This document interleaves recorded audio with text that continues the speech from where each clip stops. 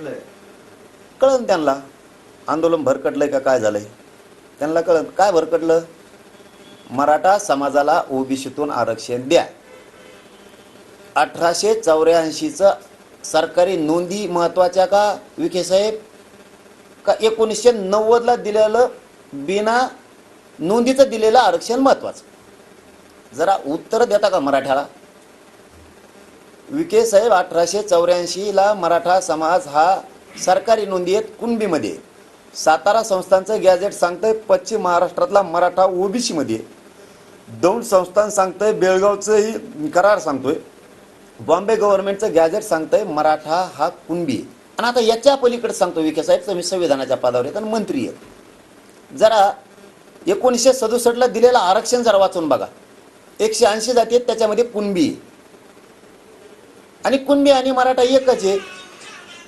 तुम्हीच होता सरकारमध्ये त्यावेळेस 2004ला सुशील कुमार शिंदे साहेबांच्या सरकारच्या वेळेस तुम्ही सरकारमध्ये होता, काँग्रेसात होता तुम्ही.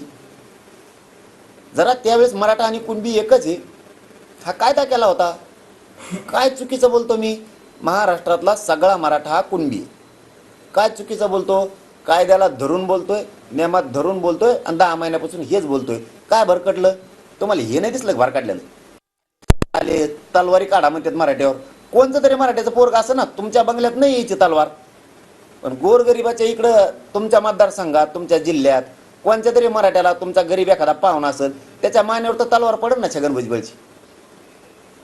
कोण भरकटीत आहे आंदोलन? आम्ही जिथं बसलो तिथं आमच्या पुढं आंदोलनावर बसलंय, तिथं वेगळ्या वेगळ्या भाषेत आंदोलन सुरू आहे. कोणी भरकटीला आंदोलन?